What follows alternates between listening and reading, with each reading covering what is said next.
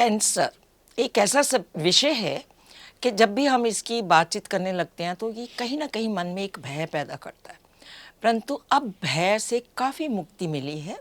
Cancer के बहुत से इलाज सारे विश्व में इजाद हुए हैं। बहुत तरह का कैंसर है जिसका अब काफ़ी इलाज हो जाता है और किसी में उम्र बढ़ जाती है, और कई ऐसे कैंसर अभी भी हैं जिनमें कोई इलाज अभी हमारे पास नहीं है। परंतु आज हमारा विषय कैंसर नहीं है।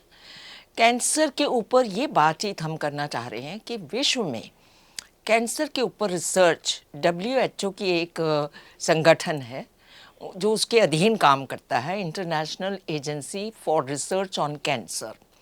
तो ये लोग बहुत सालों से इसके ऊपर रिसर्च कर रहे हैं और भारत इसका 60 वर्ष से सदस्य है। इसके बावजूद आपको बहुत आश्चर्य होगा सुनकर कि भारत में कोई भी कानून नहीं बना कि कैंसर जो ऐसे एजेंट्स हों जिनसे कैंसर होता है इंसानों को, कि उनके प्रतिबंध के लिए कोई कानून बनाया जाए। ये एक बेहद शॉकिंग न्यूज़ है कि भारत में इसका कोई कानून नहीं है। आप कोई भी एजेंट यूज़ कर सकते हैं। 513 ऐसे एजेंट्स हैं जिनसे कैंसर हो सकता है, लेकिन उन पे कोई प्रतिबद्धता या कोई उसके ऊपर कोई बैन नहीं लगा हुआ। ऐसा क्यों? 10-11 वर्ष पहले मैंने खुद PTC न्यूज़ में एक शो किया था इसके ऊपर, हेमंत गोस्वामी के साथ। आप उनसे पहले मेरे मंच पे मिल चुके हैं। हेमंत, नमस्कार एक बार फिर आपका स्वागत।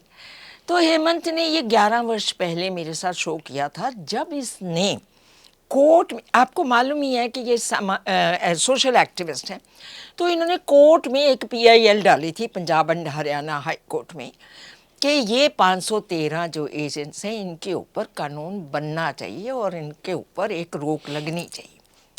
आज 11 साल बाद हम फिर से यहाँ पे इकट्ठे हुए हैं और ये देखिए फाइलें।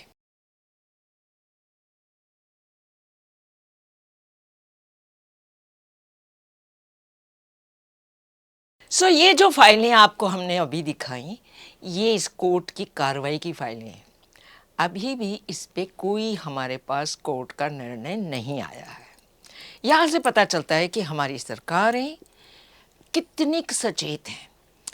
इसमें पंजाब सरकार, हरियाणा सरकार और चंडीगढ़ सरकार को तलब किया गया और उनसे पूछा गया कि आप अपने क्या कानून है, क्या आपके पास किसी के पास कोई भी इस विषय पे ना कानून था ना ही ज्ञान। ये इसके ऊपर आज हम बातचीत करेंगे कि भारत के लोगों की सेहत से खिलवाड़ हो रहा है, कैंसर बढ़ रहा है, लेकिन भारत सरकार और राज्य सरकारें कोई भी कदम इस पे नहीं उठा रही। क्यों? हेमंत जी, हम 11 साल बाद फिर से इस विषय पे बातचीत कर रहे हैं। सही है। 11 साल पहले हम बैठे थे इसमें। हाँ, PTC न्यूज़ में थे तब। अब ये आश्चर्य मुझे हुआ, मैं शॉक्ड हूँ कि 11 साल में इसका फैसला नहीं आया, जिसमें हर जन की सेहत का सवाल है।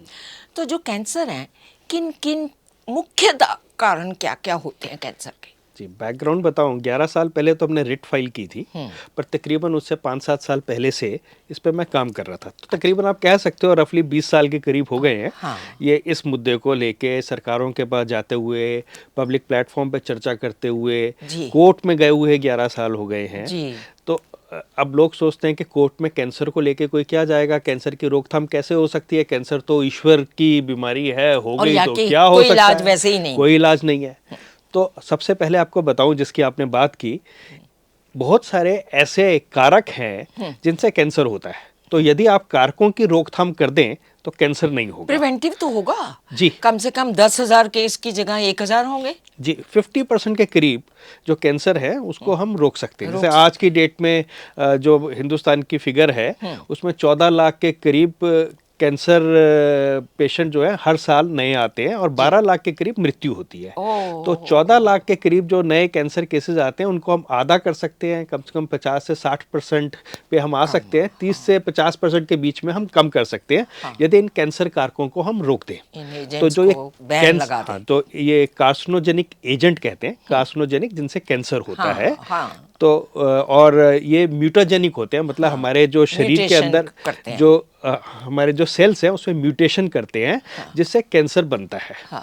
तो ऐसे तकरीबन जैसे आपने बताया 513 आइडेंटिफाइड एजेंट हैं जिनसे कैंसर होता है। इसके अलावा और भी होंगे पर इन पे साइंस एस्टेब्लिश्ड है कि या तो इसमें श्योर शॉट कैंसर कॉजिंग है, या इसमें मोस्ट प्रोबेबली कैंसर होता है, या एनिमल स्टडीज में प्रूव हो गया है कि 100% कैंसर होता है, और ह्यूमंस में कुछ केसेस में प्रूव हुआ, बाकी प्रूव होना बाकी है। पर मतलब अगर आपके एनिमल्स में हो रहा है, में हो गया तो हमें उसे मानना ही चाहिए, क्योंकि जो भी कोई विज्ञान पता करता है वो एनिमल्स के थ्रू ही तो पता करते हैं। जो आप खाना खाते हैं वो पहले एनिमल पे टेस्ट होता है, एनिमल पे सेफ है तो सीधा ह्यूमन बींग्स को खिला देते हैं। तो जब एनिमल्स को बीमारी होती है तो उसका मतलब ह्यूमन बींग्स में भी होगी। जी, तो कोर्ट में आपके सामने क्या क्या आई हैं बातें अब तक? मेरे को लगता है कोर्ट से पहले हम बात करते हैं IARC की जो एजेंसी है जिसकी आपने बात की, इंटरनेशनल एजेंसी है तो जो ये international agency for research on cancer है, IARC के नाम से हम जानते हैं। भारत उसका इनिशियल मेंबर्स में से एक मेंबर है। ये एक प्रीमियम एजेंसी टाइप की है जिसमें 27 कंट्रीज इसकी मेंबर हैं, और ये साइंटिफिक कम्युनिटी यूरोप की, US की, ये सब लोग जो है कैंसर कारक क्या क्या हैं उस पर रिसर्च करते हैं। तो उन्होंने कैंसर को जो कारक हैं उनको अलग अलग कैटेगरी में बांटा हुआ है, जिसमें ग्रुप 1 है, ग्रुप 2 में 2 हैं, 2A, 2B और ग्रुप 3। तो ग्रुप 1 जो है वो sure shot cancer causing agent होते हैं। वो कौन से हैं? हाँ, मैं उस पे आता हूँ। और 2A और 2B जो हैं वो मोस्ट प्रोबेबल और and possible cancer causing agents होते हैं, जिसमें एनिमल में कैंसर होने के साक्ष्य मिल गए हैं, इंसानों में भी कुछ साक्ष्य हैं, पर उसको कैटेगरी 1 में मूव करने के लिए और एविडेंस चाहिए। पर वो 2A और 2B भी cancer causing sure shot cancer causing agent है। और 3 जो है वो है जिनसे कैंसर नहीं होता, ये एस्टेब्लिश हो गया है। तो ऐसा नहीं है कि सबके साथ कैंसर होता है वही है, जिनके साथ नहीं होता वो भी जो एस्टेब्लिश करने के बाद उनको कैटेगरी ग्रुप 3 में डाल दिया। वैज्ञानिकों ने उनको बड़े अच्छे से सबको ढूंढ लिया है। तो जब हम कोर्ट गए, जब हमने कोर्ट में ये रिट डाली, तो हम गए कि ग्रुप 1 और ग्रुप 2A 2B के जितने भी कैंसर कारक हैं उसके बारे में भारत को पता है, क्योंकि 1965 से भारत जो है IARC की मीटिंग्स अटेंड करता है, हर साल अटेंड करता है, और हम उसके पेड मेंबर हैं, हम पे करते हैं, सब्सक्रिप्शन पे करते हैं IARC के मेंबर रहने के लिए एक देश के नाते। अच्छा। तो जब हम वहाँ पर पार्टिसिपेट कर रहे हैं, वहाँ से सारी इन्फॉर्मेशन हमारे पास है कि ये कैंसर कारक हैं, तो इन पे कोई नियम कानून या किसी तरह की पॉलिसी क्यों नहीं है। तो भारत सरकार और बाकी की जो राज्य सरकारें हैं, इनको पता होने के बावजूद इस पे कोई नियम होने चाहिए, इस पे कोई गाइडलाइन होनी चाहिए, और जिनको रोका जा सकता है उनको रोका जाना चाहिए। जी जी बिल्कुल। तो 11 साल पहले जब कोर्ट में गए, तो कोर्ट ने बोला कि कोर्ट ने एकदम देखते ही उस समय जो जज थे, जो उस समय जो जज साहिबान थे वो बाद में चीफ जस्टिस बने सुप्रीम कोर्ट के। कौन? तो मैं क्या जस्टिस कॉल थे। अच्छा। तो उन्होंने देखते ही उन्होंने बोला कि ये बात तो बिल्कुल सही है, बहुत सीरियस मैटर है ये। और उन्होंने तुरंत नोटिस किया इसका, सारे स्टेट्स आए, और उनको पता नहीं था कि इसको कैसे डील किया जाए। अच्छा, ये आश्चर्यजनक है कि स्टेट्स को, क्योंकि जो भी ज्ञान भारत उस एजेंसी से लेके आता था, इंटरनेशनल एजेंसी से, वो जाहिर है कि सब स्टेट्स को भेजा जाता होगा। ये क्या मैकेनिज्म रही होगी, क्या होती है, इसके बारे में कहना मुश्किल है, क्योंकि बहुत बार ऐसी एजेंसीज की जब मीटिंग होती है, इंटरनेशनल एजेंसीज होती हैं, तो बहुत बार ब्यूरोक्रेट चले जाते हैं। और ये ब्यूरोक्रेट जो हैं हमेशा साइंस से ताल्लुक़ रखते हों ये ज़रूरी नहीं होता। आने के बाद अपनी रिपोर्ट पूरी सबमिट करें ये भी कोई ज़रूरी नहीं होता। तो वहाँ जाके मीटिंग अटेंड की और पता नहीं कितनी की, नहीं की, आए और उसकी रिपोर्ट कहाँ गई उसका कुछ नामो निशान नहीं होता। मुझे तो मिली नहीं, मैंने मंत्रालय में ढूंढने की कोशिश की, RTI भी डाली। अच्छा। तो मुझे तो मिली नहीं। RTI का कोई जवाब आया? RTI का जवाब आया कि वो रिकॉर्ड जो उनके पास है नहीं। एक उन्होंने जो रिकॉर्ड मांगा मीटिंग्स का, वो उसके उन्होंने 500 कुछ पेज का मुझे रिकॉर्ड दिया, पर वो जो मीटिंग नॉर्मल मीटिंग थी, एक कंपेडियम था, उसके अलावा और कुछ नहीं था उसमें। तो इस तरह का जवाब। तो जाहिर है कि जो ब्यूरोक्रेट्स हैं उनके लिए ये एक भ्रमण यात्रा रहती होगी। हो सकता है, मैं जरूरी नहीं बोल रहा कि ऐसा ही हो, पर नहीं तो ऐसा अब तक हमारे पास 60 साल में भी अगर इसके बारे में कहीं कोई पॉलिसी नहीं बनी और इसके बारे में स्टेट्स को अगर आपको नहीं दे पाए आरटीआई में, तो जाहिर है कि ये सारी भ्रमण यात्राएं रहीं। तो बाद में कोर्ट में इसके ऊपर आगे क्या हुआ, 11 साल क्यों लग गए हैं जी। तो जब अभी पहले भी आपके पास निर्णय नहीं? पहले कुछ स्टेट्स आए, 3 स्टेट आए, और यूनियन को अपने पार्टी बनाया था, रिस्पोंडेंट 1 थे, और बाकी 3 स्टेट हरियाणा, पंजाब और चंडीगढ़ थे, क्योंकि यहाँ हाई कोर्ट और पंजाब केंद्रीय हरियाणा में सरकार फाइल किया के था। भी आए। केंद्रीय सरकार थी। तो जब शुरू में तो राज्य सरकार और जो वकील थे उन्होंने इनेबिलिटी एक्सप्रेस की, उनको पता भी नहीं था कार्सिनोजन क्या होते हैं। ओके। तब उनको समझ आया कैंसर कारक हैं, तो हाई कोर्ट ने बोला, पूछा इसका क्या कैसे डील किया जाना चाहिए, तो उन्होंने बोला एक एक्सपर्ट कमेटी बना दी जाए। तो एक एक्सपर्ट कमेटी का ऑर्डर हुआ। तो जब एक एक्सपर्ट कमेटी का पहला जवाब उनसे मांगा गया, तो जब पहले जवाब उनसे मांगा गया तो राज्यों ने बोला, जिसमें हरियाणा, पंजाब और चंडीगढ़, तीनों ने बोला कि भाई साहब ये तो सेंटर देखेगा, हम नहीं देखेंगे। क्योंकि और सेंटर ने जवाब दिया हाँ कि ये स्टेट देखेगा, हम नहीं देखेंगे। अच्छा, उन्होंने केंद्र ने ये कहा होगा कि हेल्थ जो है वो स्टेट का विषय है। उन्होंने बोला हेल्थ स्टेट सब्जेक्ट है, और स्टेट ने बोला हमारा विषय नहीं है ये विषय जो है कैंसर कारकों का, ये केंद्र का विषय है। तो दोनों में एक टसल पैदा हो गई स्टेट और सेंटर में। फिर कोर्ट ने उस समय डिसीजन लिया कि हम बजाय एक कमेटी बनाने के 4 कमेटी बनाते हैं। सभी स्टेट, हर स्टेट अपनी अपनी कमेटी बनाए और सेंटर अपनी कमेटी बनाए, और चारों स्टेट जब 4 रिपोर्ट्स आ जाएंगी तो उसको बहुत बात कंसोलिडेट करके देखेंगे कहाँ जाया जा सकता है। इस पे अभी तक तो कुछ हो ही नहीं रहा था उसमें। तो जब ये 4 एक्सपर्ट कमेटीज बनी, तो इनकी पहले अधूरी सी कुछ मीटिंग हुई। पहले तो फॉर्मेशन कैसे होनी है इसमें दिक्कत आई, बिना एक्सपर्ट मेंबर्स के कुछ कमेटीज फॉर्म हुई। फिर हाई कोर्ट ने उसको कमेटी को खारिज किया, फिर नई कमेटी का गठन हुआ। तो ऐसा करके 4 कमेटी बनी और उनके कुछ मीटिंग्स हुई। आखिरी मीटिंग सेंटर ने जैसे 2015 में की थी, उस बात को अभी 6 साल हो गए हैं। तो उसके बाद मीटिंग नहीं हुई। 2015 में हुई थी, तो 8 साल हो गए। हाँ, 8 साल हो गए। 8 साल हो गए, 7-8 साल हो गए उसको। 9वां साल। 2015 या शायद कुछ 16 में भी एक आध कोई मीटिंग हुई होगी। तो इस तरह से वो इनकी मीटिंग कुछ हुई, और उस मीटिंग में नतीजा ये निकला, जो यूनियन गवर्नमेंट ने बोला, उन्होंने बोला कि हाँ बहुत सीरियस इशू है, इस पे हमें डील करना चाहिए। तो हमने एक्सपर्ट मीटिंग की है और ये कुछ रिकमेंडेशन करेंगे, उसके बेसिस पे देखेंगे क्या हो सकता है। तो हम इन प्रोसेस हमने डाल दिया, जो आखिरी रिपोर्ट है इनकी, उसमें ये बोला इसको प्रोसेस में हमने डाल दिया है, कुछ समय लगेगा और इस पे हम कोई पॉलिसी गाइडलाइन बनाएंगे। इसी तरह स्टेट जो है सब ने अपनी मीटिंग की। चंडीगढ़ ने तो बोल दिया कि हम इस पे कुछ नहीं कर सकते, ये सेंटर यूनियन का सब्जेक्ट है, वो देखेंगे। पंजाब ने भी बोला भाई बहुत सीरियस मुद्दा है और ये इस पे कोई हमारे पास कानून नहीं है, कोई नियम नहीं है, पर हम इसमें कुछ कर नहीं सकते, सेंट्रल गवर्नमेंट करेगी। लेकिन इसी तरह हरियाणा सरकार ने भी बोला कि इस पे ये है जी, अलग अलग है, इसमें कई तरह के केमिकल हैं, कुछ एजेंट्स हैं, कुछ ऑक्यूपेशंस हैं, तो ये काम जो है सेंट्रल गवर्नमेंट करेगी, हम नहीं करेंगे। सबने पल्ला झाड़ दिया। सबने पल्ला झाड़ लिया। सेंटर ने बोला कि ये स्टेट का हेल्थ सब्जेक्ट है, हेल्थ सब्जेक्ट जो है health and family welfare state का सब्जेक्ट है, और सारे स्टेट्स ने बोला कि ये सेंटर करेगा। तो नतीजतन किसी ने यहाँ से जो मुझे ऐसा लगता है सारांश ये निकलता है कि केंद्र सरकार और राज्य सरकारों को, और यूटी कैन ऑलवेज से कि we are part of the kendra, so सभी ने लोगों की सेहत का खिलवाड़ लग रहा है मुझे। देखिए रीटा जी, मेरा इसमें मानना है कि नेग्लिजेंस का लॉ है। नेग्लिजेंस का मतलब है कि आपको पता है कि इस चीज़ से दूसरे व्यक्ति की जान जाएगी, आप फिर भी एक एक्ट करते हैं। उसके लिए कानून में, इंडियन पिनल कोड में बहुत कड़ी सज़ा है। ये एक तरह का उसी तरह का एक्ट है। सरकार को पता है कि ये कार्सिनोजन से अगर कोई एक्सपोज होगा तो उस व्यक्ति की जान जा सकती है, और बहुत रीज़न है इस बिलीव करने का कि उसको कैंसर होगा और वो कैंसर से उसकी जान जाएगी, मोर्टेलिटी होगी।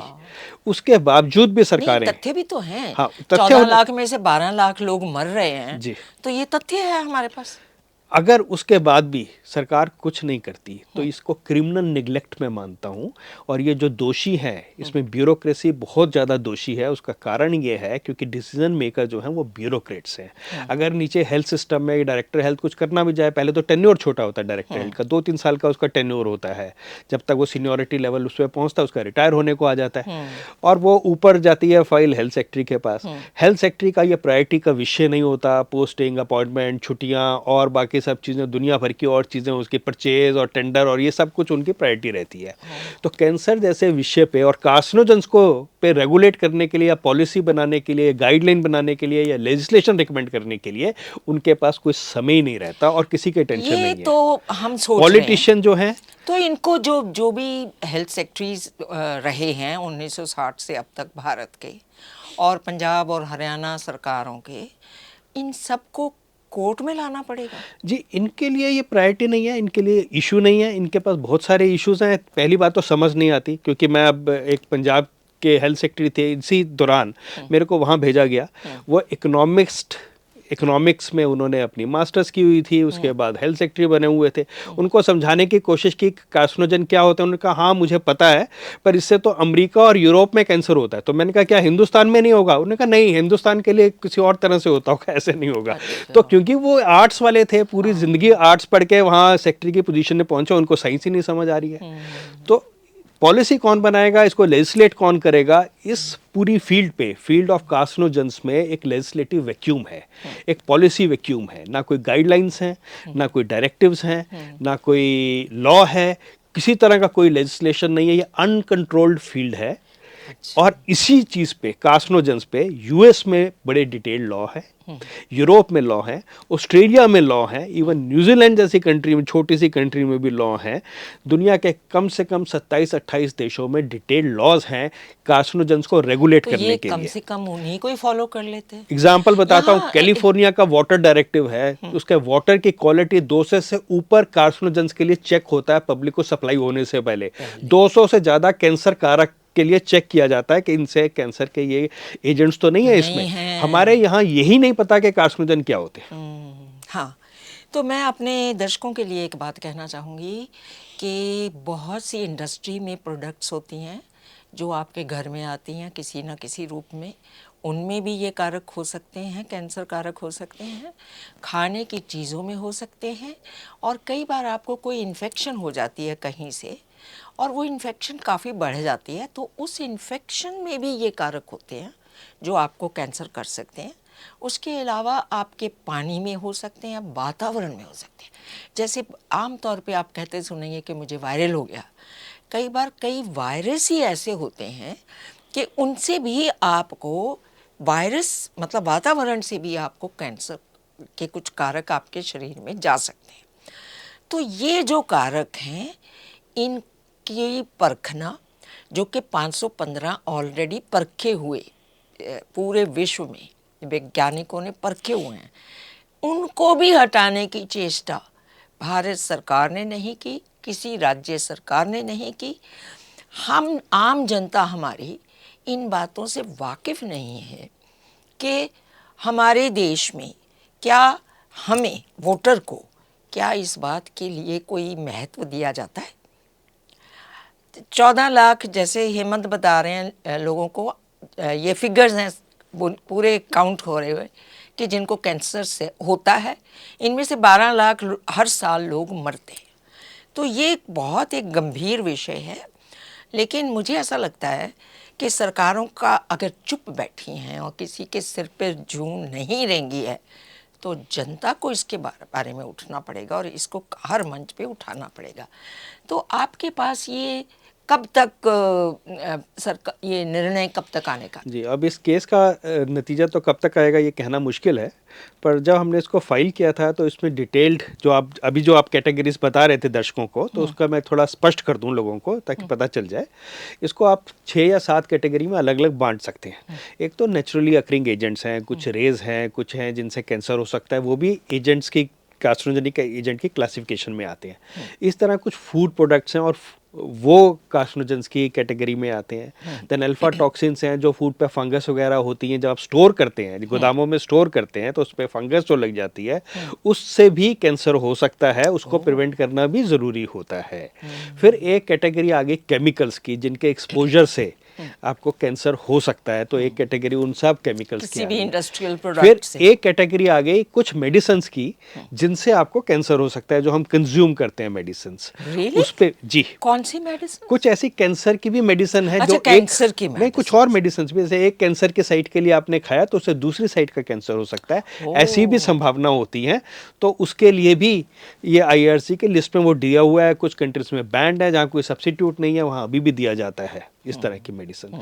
फिर जैसे आपने बताया कुछ वायरस या पैथोजेनिक एजेंट्स हो सकते हैं जिनसे कैंसर हो सकता है। जैसे एचपीवी है, उसके कुछ वेरिएंट्स हैं, 5 या 6 वेरिएंट्स हैं जिनसे कैंसर हो सकता है। वो होता किस में है? HPV? एचपीवी ह्यूमन पेपिलोना वायरस है जो महिलाओं को होता है। अच्छा। तो जब गर्भाशय का हाँ, सर्वाइकल cervical का। सर्विक्स कैंसर होता है तो हाँ, उसमें cervix- होता है cervix कैंसर। जी। तो उसमें उसके लिए एचपीवी जो है वो पॉजिटिव एजेंट होता है, तो उससे कैंसर हो सकता है। इसी तरह जो हेलिकोबैक्टर देखो, प्रायरी है, एक जेंडर बायस मुझे गॉड का नजर आ रहा है कि कैंसर के ऐसे कारक भी ढूंढ रहे हैं जो सिर्फ महिलाओं पे ही नहीं आ नहीं, सकते एचपीवी से कुछ पुरुषों को भी कैंसर हो सकता है, उस अच्छा। पर भी अब रिसर्च है। अच्छा, फिर ठीक है, एटलीस्ट वहाँ जेंडर बायस नहीं है। अच्छा, एक बात पूछनी थी आपसे कि आप डॉक्टर नहीं हैं, जी, क्या पढ़ाई की आपने? मैंने अलग अलग समय पे बहुत सारा कुछ पढ़ा है, पर क्या फुल पढ़ा? हेल्थ सोशियोलॉजी में मैंने एक पोस्ट ग्रेजुएशन की हुई है। अच्छा। पर इसका हेल्थ से और बाकी सब चीज़ों से कुछ लेना देना नहीं होता। हाँ। इसका आपको समाज से लेना देना है। हाँ। आपको पता है कि समाज में एक अनऑक्युपाइड फील्ड है हाँ। जहाँ कोई अटेंशन नहीं दे रहा, हाँ। और यदि आप इसको एड्रेस करेंगे तो आप लाखों लोगों की जान बचा सकते हैं। तो तो यदि वो है ऐसा कोई विषय कि कोई भी हो सकता है?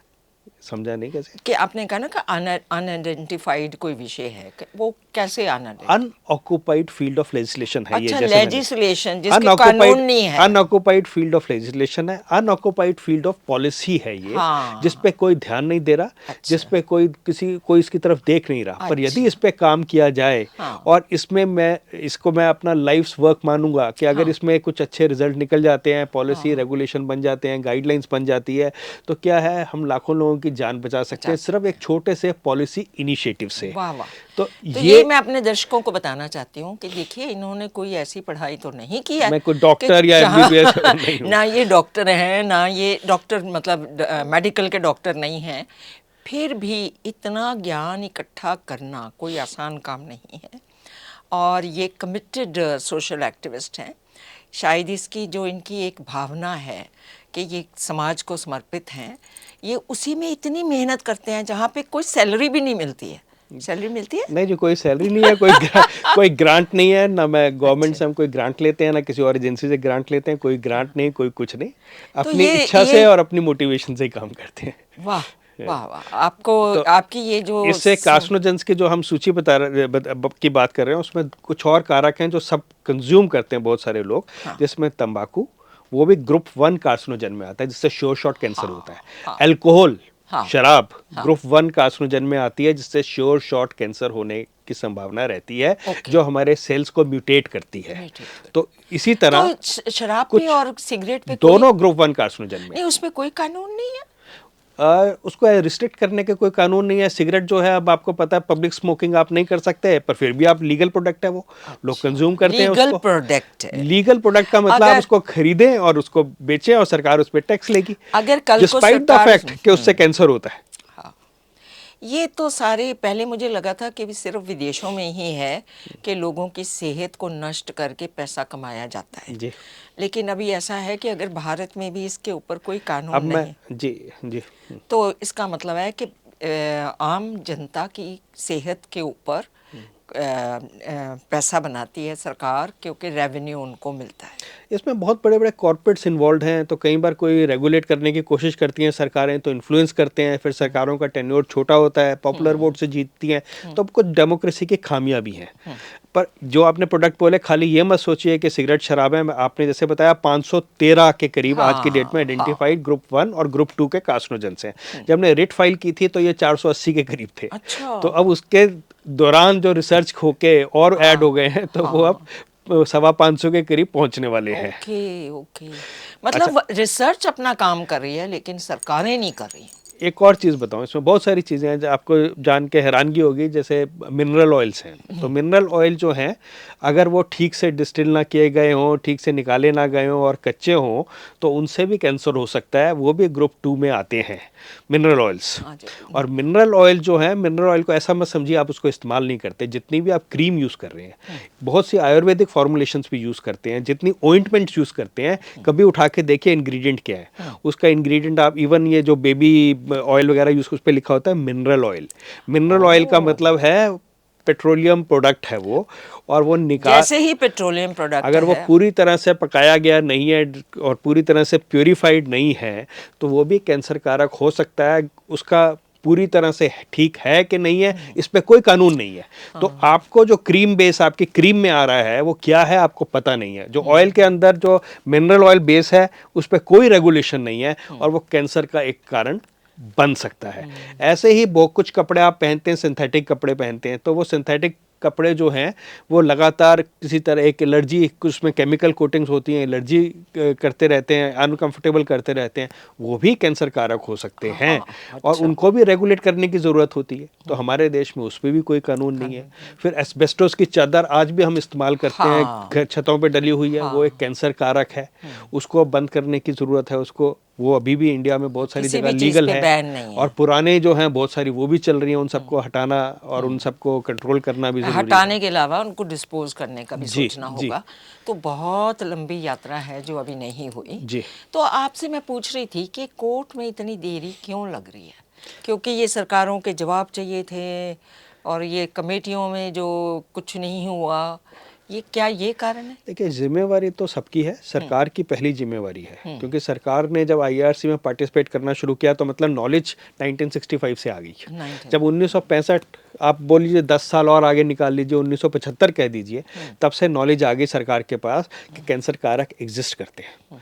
और आपको कैंसर कारकों को एड्रेस करना ऑक्यूपेशनल सेफ्टी के पॉइंट ऑफ व्यू से। कुछ ऐसे कैंसर कारक हैं कि आप कुछ ऑक्यूपेशंस में काम करते हैं, जैसे डीजल फ्यूम जहाँ होती है, एल्युमिनियम स्मेल्टिंग होती है, इवन बार्बर जो है जब वो बाल काटते हैं, और आप हेयर ड्रेसर जो है, वो भी ऑक्यूपेशनल सेफ्टी के लिहाज से वो भी कार्सिनोजेनिक ऑक्यूपेशन है। कैसे?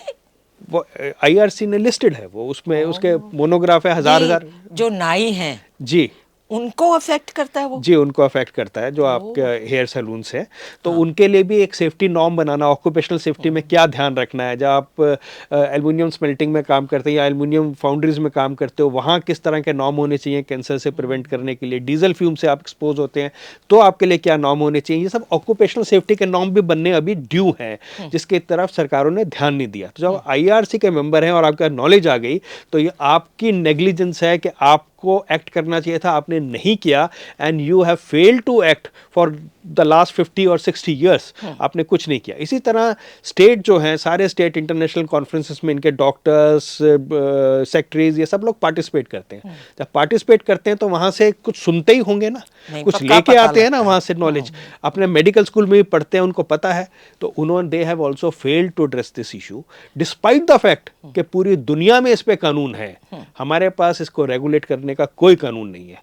मैंने जब कमेटीज की, एक्सपर्ट कमेटीज की मीटिंग हुई, तो पंजाब, हरियाणा और यहाँ जो 2 स्टेट की मीटिंग हुई, तो वहाँ अटेंड करने पे उनसे मैंने पूछा, आपके इंडस्ट्रीज में जो इनपुट केमिकल हैं वो क्या इस्तेमाल होते हैं, जो इस्तेमाल हो रहे हैं इंडस्ट्री में। अगर किसी इंडस्ट्री में कोई इनपुट केमिकल होगा और वो इस लिस्ट से मैच कर रहा है, जो आईआरसी की लिस्ट है, तो श्योर शॉट कहीं ना कहीं जो फाइनल प्रोडक्ट है उसमें भी कुछ कार्सिनोजेनिक कुछ ना कुछ आ ही रहा होगा जी।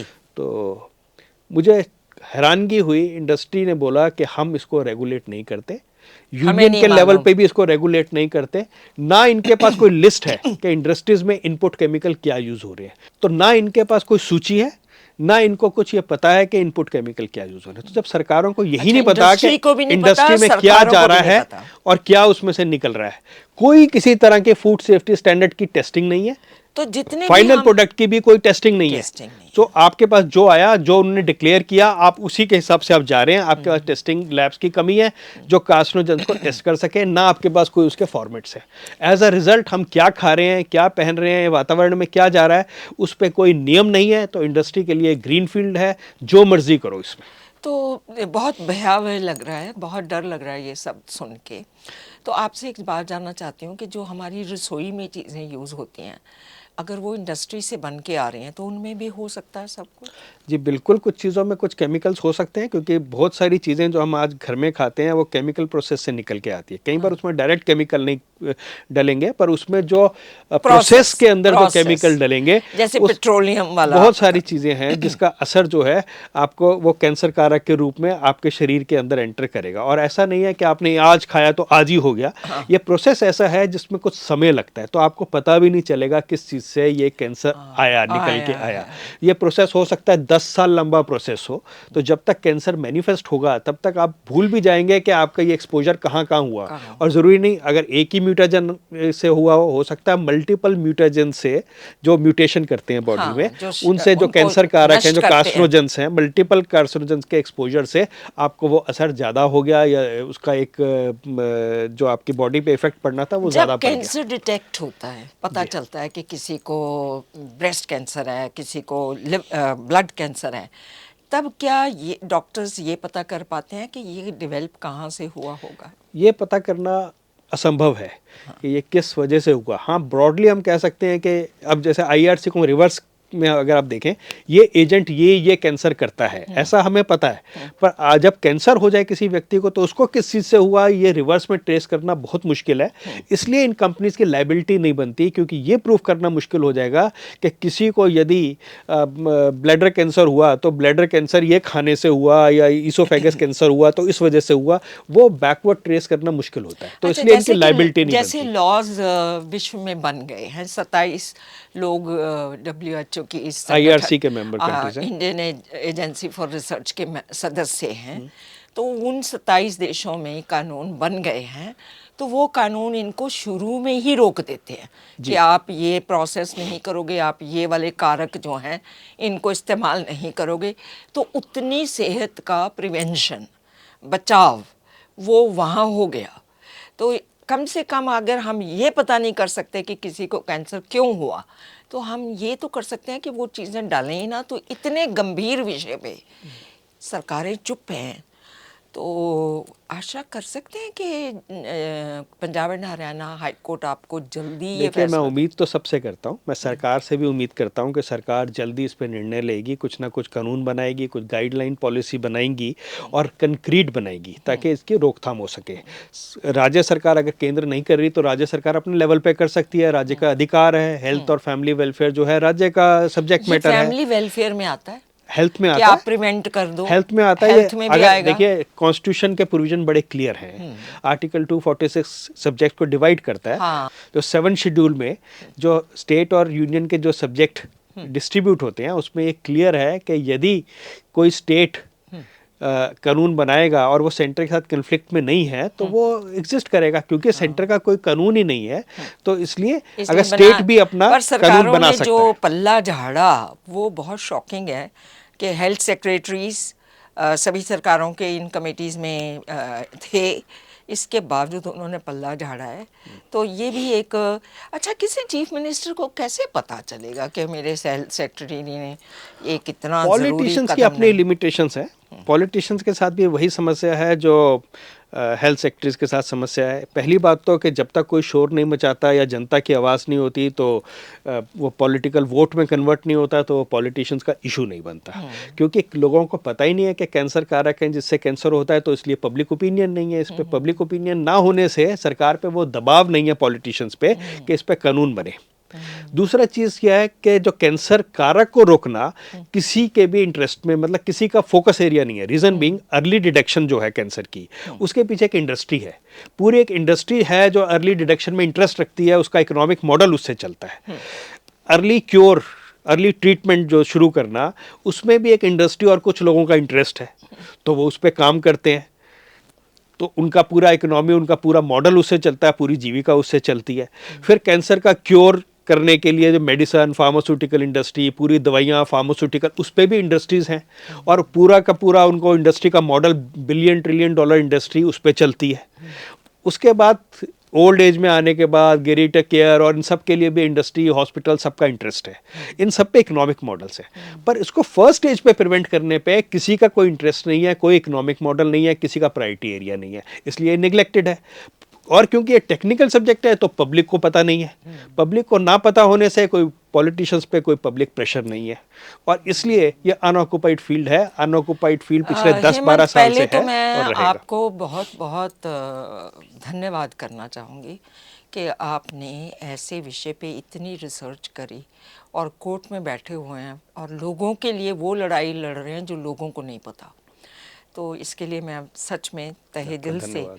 आपका धन्यवाद करना चाहती हूँ। मैं अपने दर्शकों को ये बताना चाहूँगी कि जहाँ पैसा कमाने के अवसर आ जाएं, वहाँ भी बहुत से लॉबीज़ बन जाती हैं और वो सरकारों को ऐसे कानून बनाने ही नहीं देते।